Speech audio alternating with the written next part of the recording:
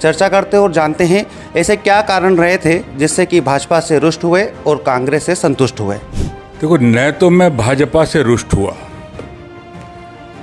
और न कांग्रेस से संतुष्ट और असंतुष्ट होने का कोई झगड़ा है। मैंने भारतीय जनता पार्टी छोड़ी नहीं, भारतीय जनता पार्टी ने मुझे छोड़ा है। आप सब बदनावर वाले जानते हैं कि भारतीय जनता पार्टी की छोड़ने की वजह क्या है।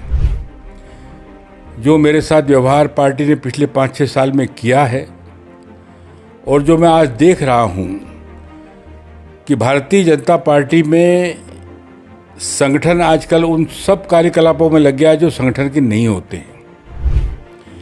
कार्यकर्ताओं की अनदेखी हो रही है, वरिष्ठ कार्यकर्ताओं को नेगलेक्ट किया जा रहा है। नेगलेक्ट नहीं किया जा रहा, उन्हें अपमानित किया जा रहा है।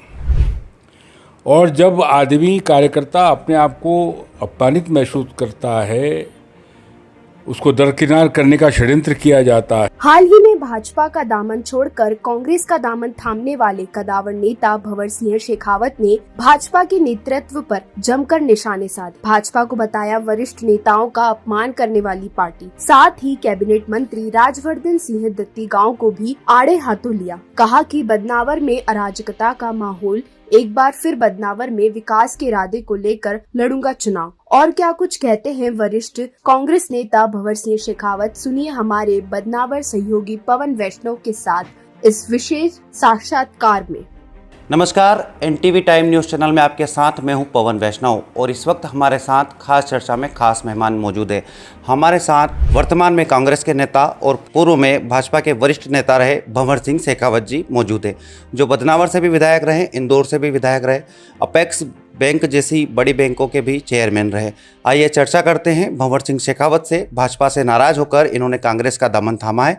चर्चा करते और जानते हैं ऐसे क्या कारण रहे थे जिससे कि भाजपा से रुष्ट हुए और कांग्रेस से संतुष्ट हुए।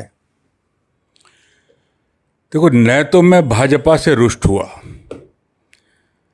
और न कांग्रेस से संतुष्ट और असंतुष्ट होने का कोई झगड़ा है।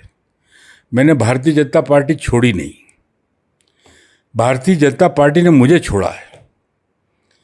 आप सब बदनावर वाले जानते हैं कि भारतीय जनता पार्टी की छोड़ने की वजह क्या है। जो मेरे साथ व्यवहार पार्टी ने पिछले 5-6 साल में किया है और जो मैं आज देख रहा हूं कि भारतीय जनता पार्टी में संगठन आजकल उन सब कार्यकलापों में लग गया है जो संगठन के नहीं होते हैं। कार्यकर्ताओं की अनदेखी हो रही है, वरिष्ठ कार्यकर्ताओं को नेगलेक्ट किया जा रहा है। नेगलेक्ट नहीं किया जा रहा, उन्हें अपमानित किया जा रहा है। और जब आदमी कार्यकर्ता अपने आप को अपमानित महसूस करता है, उसको दरकिनार करने का षड्यंत्र किया जाता है, उसका राजनीतिक जीवन समाप्त करने की षड्यंत्र किए जाते हैं, तो फिर वो एक ऐसा निर्णय लेता है जो लोगों को प्रिय तो नहीं लगता, लेकिन उसके सिवा कोई रास्ता नहीं रहता है। इसलिए न तो मैंने भाजपा छोड़ी और न मैं कांग्रेस में मैंने आवेदन किया। कांग्रेस ने मुझे स्वीकार किया, ये उनका बड़प्पन है। कांग्रेस ने मेरी सेवाओं का मूल्यांकन किया, ये उनकी खासियत है। और भाजपा ने मेरे सरीके कार्यकर्ता को अनदेखा किया और उसको राजनीति के परिदृश्य से हटाने का षड्यंत्र रचा। इसका दुष्परिणाम पार्टी आज भी भुगत रही है और कल भी भुगतेगी। आपके कांग्रेस में आने के बाद अब राजनीति में नए समीकरण उपजे हैं। अनुमान ये लगाया जा रहा है कि आप बदनावर से विधानसभा टिकट मांगेंगे। क्या आपकी पहली पसंद बदनावर है या अन्य स्थान से भी आप चुनाव लड़ना पसंद करेंगे? देखिए, टिकट देना और चुनाव लड़ाने का निर्णय करना है तो राजनीतिक दल करते हैं। भंवर सिंह शेखावत तो ये निर्णय कर नहीं सकता कि उसे कहाँ से लड़ना है। अब चूंकि मैंने कांग्रेस पार्टी में जाने का फैसला कर लिया है और कांग्रेस पार्टी ने मुझे स्वीकार कर लिया है, अब मेरा जो राजनीति में काम करने का या सीटों पे चुनाव लड़ने का या कहाँ से चुनाव लड़ना है, ये फैसला तो कांग्रेस दल करेगा। जो कांग्रेस हाईकमांड तय करेगी वहाँ से मैं चुनाव लड़ूंगा। अगर वो ये तय करेंगे कि नहीं आपको हमको संगठन में उपयोग करना है तो मेरा संगठन में उपयोग करेंगे, ये निर्णय उनको करना है। हाँ, बदनावर मेरी प्राथमिकता रहेगी। बदनावर के लोगों ने मुझे बहुत प्रेम किया है, बहुत मेरे सहयोग किया है और मेरे से जितना बना उतना मैंने बदनावर के लिए भी किया है। और इसलिए अब मेरी इच्छा थोड़ी सी बची है, जीवन के अंतिम पड़ाव की तरफ मैं बढ़ रहा हूँ। तो मेरे मन में कुछ काम ऐसे हैं जो मैं बदनावर को देना चाहता था, लेकिन उस टाइम नहीं दे पाया। मैं नर्मदा मैया को बदनावर के खेतों में, बदनावर के घर घर पहुँचाना चाहता था। 3000 करोड़ का प्रोजेक्ट मैंने स्वीकृत करा करके टेंडर पे ले आया था, लेकिन जैसे ही चुनाव के परिणाम विपरीत आए और मैं पराजित भी हो गया, लेकिन उसके बाद में जो नर्मदा है वो बदनावर के दरवाजे पे तब से खड़ी है, इंतज़ार कर रही है। मेरी एक इच्छा मेरे जीवन की है कि बदनावर का पानी, ये नर्मदा का पानी बदनावर के खेतों में, बदनावर के जनता के घर घर तक पहुँचे। मैं चाहता हूं कि अगर नर्मदा आ गई तो बदनावर का अगले 100 साल का भविष्य जो है वो सुरक्षित हो जाएगा। ये मेरे मन के अंदर है, मैं करना चाहता हूं। अगर कांग्रेस मुझे मौका देगी तो मैं करूंगा। जैसा कि आप बता रहे हैं कि आपकी पहली प्राथमिकता है बदनावर से चुनाव लड़ना कांग्रेस की सीट पर, लेकिन जैसे ही आपके कांग्रेस में आने के आसार नज़र आए थे, कुछ स्थानीय कांग्रेस के नेताओं ने विरोध भी किया था। उसको आपने बहुत बखूबी अच्छे तरीके से लिया, जैसे कि आपके पुतले जलाए गए, पोस्टर लगाए गए। 2013 में भी जब आए थे तो पोस्टर लगाए गए थे, लेकिन आपने उसको लेकर कोई अभी तक प्रतिक्रिया नकारात्मक नहीं दी। नहीं, इसमें प्रतिक्रिया नहीं करना चाहिए। मैं जब 2013 में भी आया था तो मेरे पुतले भी जलाए, लोगों ने मेरा विरोध भी किया, जुलूस भी निकाला, सब काम किया उन्होंने, ऐसा नहीं कि नहीं किया। देखिए, कुछ लोग होते हैं जिनके मन में पीड़ा होती है, जो खुद मेरे ख्याल से उनको लगता है कि इनके आने से हम सुरक्षित हो जाएंगे, लेकिन ऐसा है नहीं। कुल मिलाकर के जब मैं उस पिछला चुनाव 2013 में लड़ा तो उसके बाद 5 साल मैंने विकास के सिवा कोई काम नहीं किया, और जिन लोगों ने मेरी खिलाफत की थी मैं तो उनको भी साथ लेके चलता था। आज कांग्रेस में भी अगर कुछ लोग हैं ऐसी विचार रखते भी हैं तो उनको लोकतांत्रिक अधिकार है उनका। भाई, विरोध करने का अधिकार किसका नहीं है? जनता को विरोध करने का अधिकार भी है लोकतंत्र में। अगर कुछ लोग करते हैं तो वो उनकी इच्छा है, लेकिन मेरे को लगता नहीं कि जनता जो बदनावर की वो कोई इस विरोध के साथ में है। वो विकास चाहती है, और मैं समझता हूँ कि विकास के साथ में कांग्रेस, भारतीय जनता पार्टी दोनों दल हैं वहाँ। न वहाँ कोई बीजेपी है न कांग्रेस है। मैंने 5 साल अगर विकास वहाँ किया तो मैंने बीजेपी कांग्रेस नहीं देखी, बदनावर देखा। आज इतनी बड़ी इंडस्ट्री में लाया, वहाँ पे वंडर सीमेंट की, तो कोई बीजेपी कांग्रेस के लिए थोड़ी लाया था, बदनावर के लिए लाया था। सबको फ़ायदा है। जितने चामला में, बाकी जगह बोरदा बोरदी में जो ब्रिज बनाए मैंने, बड़े बड़े ब्रिज इसलिए थे कि भाई 6-6 महीने बारिश में लोग कट जाते थे उधर। आज उसका लाभ सबको मिल रहा है, कांग्रेस को भी, बीजेपी को, और बाहर से आने वाले मेहमानों को भी। और इसलिए विकास के मामले में कांग्रेस बीजेपी कुछ नहीं है। ये जो अराजकता अभी, गुंडागर्दी और जिस तरह का व्यवहार मैं देख रहा हूँ, जिस प्रकार की मेरे पास पश्चिम के अंदर मैं देख रहा हूँ आदिवासियों के साथ में, उनकी ज़मीनों पे कब्जा करने की बात, उनकी ज़मीनें छीनने का प्रयास, चाहे जैसी गुंडागर्दी वहाँ चल रही है, दादागिरी कर रहे हैं। और सारी पंचायतों में सरपंचों से बात करता हूँ, सभी सरपंच दुखी हैं, दोनों कांग्रेस के, बीजेपी के, दोनों। तो ये सारी अराजकता को समाप्त करने के लिए मेरा निवेदन है कि कांग्रेस बीजेपी न करें। बदनावर के विकास के लिए ये लड़ाई मुझे लड़ना है। ये मेरे जीवन का अंतिम युद्ध होगा।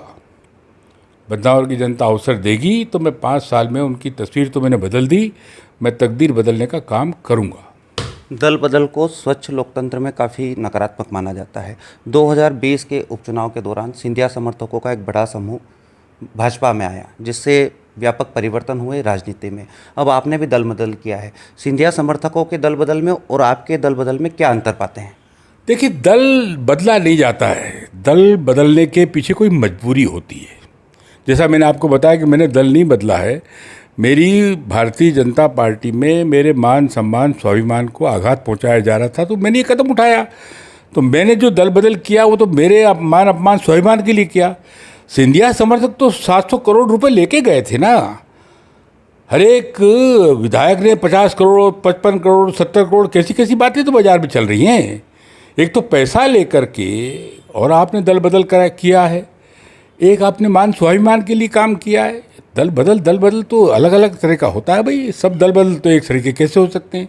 सिंधिया समर्थक जितने आए थे, आपको सबको पता है कि 700-800 करोड़ की डील हुई। एक एक विधायक को 30-30 करोड़ रुपए दिए गए, और उसके बाद वो सरकार बनी थी। भंवर सिंह शेखावत कांग्रेस में आया चुनाव के पहले। मैं विधायक नहीं हूँ आज, और विधायक होकर के पाला बदलना और विधायक होने के पहले पाला बदलने में बड़ा अंतर है बेटा, बहुत अंतर है। शिवराज सिंह सरकार को पिछली बार जिन लोगों ने गिराया और वो सरकार जो बनी उसमें कितना पैसा दिया गया था आपको याद है? आपके यहाँ का बदनावर का विधायक कितने पैसे लेके आया था?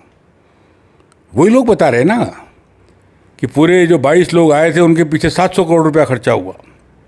तो ठीक है, पैसा लेकर के इनको खरीदा गया था, ये पैसा लेकर के बिके थे। भंवर सिंह शेखावत को कांग्रेस ने कोई पैसा थोड़ी दिया। मैं तो मेरे मान स्वाभिमान की लड़ाई लड़ने आया हूँ। वो लोगों से कह रहा हूँ कि 5 साल का मौका दीजिए, मैं तो आपकी तस्वीर और तकदीर दोनों बदल दूंगा। लगातार भाजपा के वरिष्ठ नेताओं का भाजपा से मोह भंग हो रहा है। आपके साथ भी 2 सितंबर को लगभग 7 से 8 भाजपा के वरिष्ठ नेता जो कि तमाम क्षेत्रों से आते हैं, उन्होंने कांग्रेस की सदस्यता ली। इसके पहले पूर्व मुख्यमंत्री कैलाश जोशी के बेटे दीपक जोशी जी भी भाजपा छोड़कर कांग्रेस में आ चुके हैं। यहाँ इंदौर के राष्ट्रीय कवि रहे सत्यनारायण सत्तन, जो कि पूर्व में विधायक भी रहे, काफ़ी वयोवृद्ध नेता हैं, उनका भी लगभग भाजपा से मोह भंग होता नजर आ रहा है। क्या भाजपा किस ओर जा रही है? देखिए, मोह जब भंग होता है कार्यकर्ताओं का, जब उनको लगातार ये लगता है कि उनकी बात सुनी नहीं जा रही है। आज दुर्भाग्य से भारतीय जनता पार्टी में ऐसा कोई प्लेटफार्म नहीं है जहाँ पर कार्यकर्ता अपनी पीड़ा जाके बोल सके। उनकी कोई सुनवाई नहीं होती। आज जितने लोग छोड़ के जा रहे हैं या जाने के लिए मजबूर किए जा रहे हैं, ये कोई स्वेच्छा से नहीं जा रहे।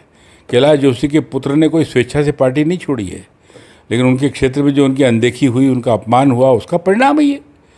आखिरकार किसी भी पार्टी को ये तो समझना ही चाहिए कि पार्टी बड़ी जरूर होती है, लेकिन पार्टी कार्यकर्ताओं से ही बनती है। अगर कार्यकर्ता नहीं है तो पार्टी नहीं है। कार्यकर्ता होगा तो ही पार्टी की कीमत है, ये पार्टी को भी समझना चाहिए।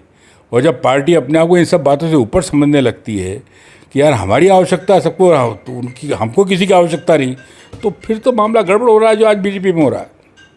आपने भाजपा छोड़कर कांग्रेस ज्वाइन करी, ये राष्ट्रीय स्तर का एक मुद्दा है। अमित शाह जी जो कि भाजपा के पूर्व राष्ट्रीय अध्यक्ष हैं, उन्होंने भी कहीं ना कहीं लेकर संगठन में इसकी चिंता जाहिर की है।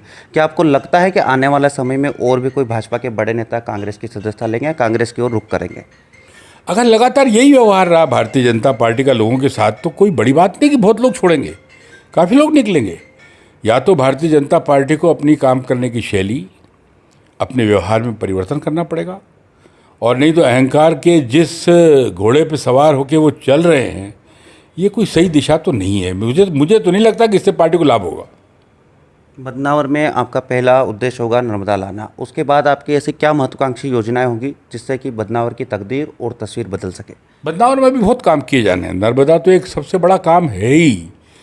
बदनावर के अंदर अभी बहुत सारी बातों को अंजाम दिया जा रहा है। पश्चिम में जैसे हमारे आदिवासियों की समस्याएं हैं, आज भी बहुत सी ऐसे इलाके हैं जहाँ पे विकास करना आवश्यक है। पानी पहुँचाना है, बिजली की समस्याएं हैं, बाकी सड़कों की समस्याएं हैं। शासन आज उनकी सुन नहीं रहा है। आज इस शासन के अंदर बगैर पैसे के किसी का काम नहीं हो रहा है। भ्रष्टाचार की सीमाएं बढ़ गई हैं, इन सब पे भी नियंत्रण करना है। शासन की मनमानी और प्रशासन की मनमानी पे भी रोक तो लगाना पड़ेगी, आज नहीं तो कल। जनता को सुविधाजनक जीने का अवसर मिले और उनकी समस्याओं का समाधान हो जाए, यही जनप्रतिनिधियों का काम है। आज मैं देख रहा हूँ बदनावर के अंदर कि कोई भी कार्यकर्ता या जनता, चाहे वो बीजेपी की है समर्थक या कांग्रेस की समर्थक है, वो तहसील कार्यालय में अपना काम नहीं करा सकती, वो थाने पे जाके अपनी रिपोर्ट नहीं लिखा सकती। जब तक मंत्री का ऑर्डर नहीं होता है, जब तक कोई वहाँ का अधिकारी सुनता नहीं है, और मंत्री 4-4 दिन तक कार्यकर्ताओं के, जनता के फ़ोन नहीं उठाता है।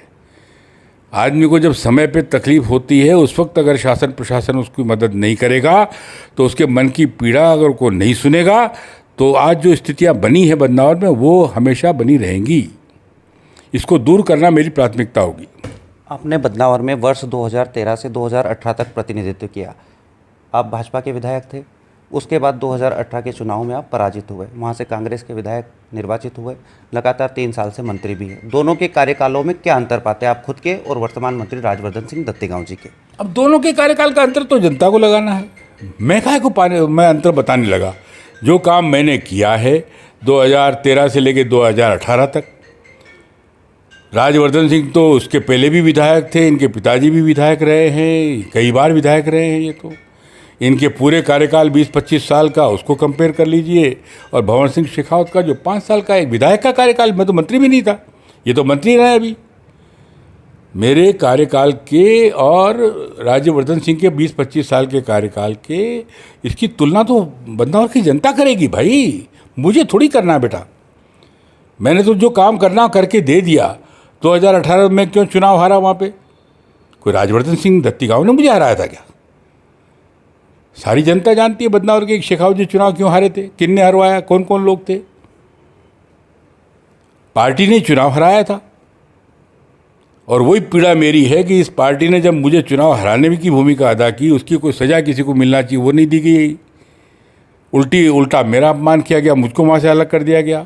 जिसको मैंने हराया उसी को 30, 40, 50, 60 करोड़ जो भी बाजार में लोग कह रहे हैं, इतना पैसा दे के आप उस आदमी को खरीद लाए। आज वो वहाँ विधायक भी है, मंत्री भी है, जनता दुखी है।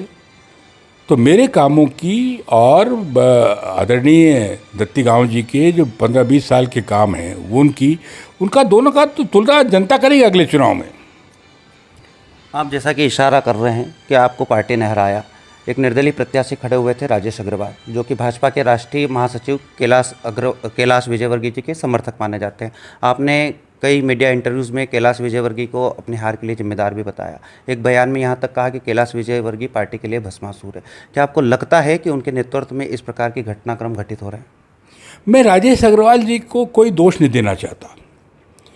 राजेश अग्रवाल जी का उस पर कोई दोष नहीं था। देखिए, कोई भी जब पूरी पार्टी का अग्रिम कोई बड़ा नेता या पार्टी के बड़े वरिष्ठ नेता किसी को आगे करके उसके कंधे पे बेचारे के बंदूक रख दी, काम तो इनको करना था।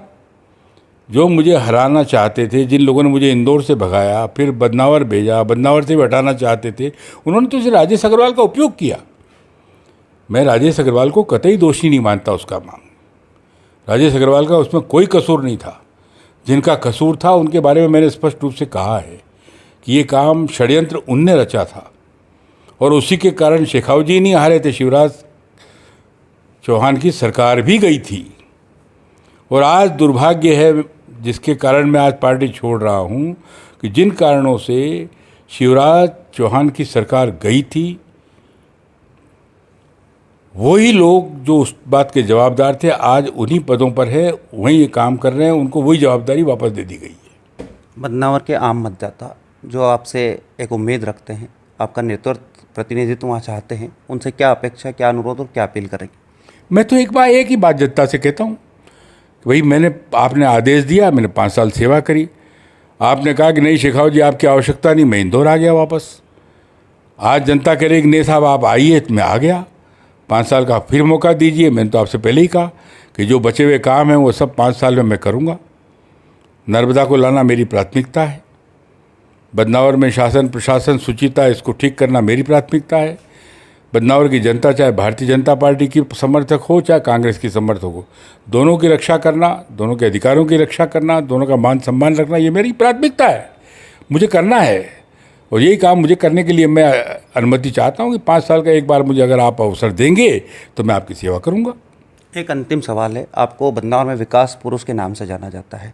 आप जैसे ही भाजपा छोड़कर कांग्रेस में आए तो कांग्रेस के लोगों ने एक नारा दिया कि आप विकास की बात करते हो, मंत्री जी के विकास की बात, लेकिन हम तो विकास पुरुष को ही कांग्रेस में ले आए। इस नारे को किस प्रकार से लेते हैं आप? क्या कांग्रेस में रहने के बाद भी जो विकास आपने भाजपा में किए थे वो कांग्रेस में रहने के बाद भी आप करवा पाएंगे? ये तो बड़प्पन है हमारे कार्यकर्ताओं का। चाहे कांग्रेस के कार्यकर्ताओं को भी मैं धन्यवाद और बधाई देना चाहता हूँ कि आप लोग कम से कम किसी आदमी के काम की कीमत तो कर रहे हो। आपने मेरा मूल्यांकन तो किया है, आपने मेरा सम्मान तो बढ़ाया है। आपने अगर मुझ पर भरोसा किया है कि आप विकास पुरुष को ले आए हो, तो मैं तो कांग्रेस के और भारतीय जनता पार्टी के दोनों को कार्यकर्ताओं और जनता को कहना चाहता हूँ कि अगले 5 साल में मैं उतने काम और कर दूंगा कि जितने मेरे जीवन का अंतिम समय होगा तब तक भी कोई दूसरा नहीं कर पाएगा। तो ये थे कांग्रेस के वरिष्ठ नेता भंवर सिंह शेखावत जी, जो कि बदनावर विधानसभा सीट से कांग्रेस के संभावित उम्मीदवार हो सकते हैं, और बदनावर वासियों से एक वादा, एक उम्मीद और एक अपील करते हैं कि जो विकास कार्य वर्ष 2013 से 18 के दरमियान उन्होंने करवाए थे, उससे भी दोगुने विकास कार्यों की रफ्तार बदनावर को एक बार फिर देने का मादा रखते हैं। कैमरा पर्सन योगेश बैरागी के साथ बदनावर से पवन।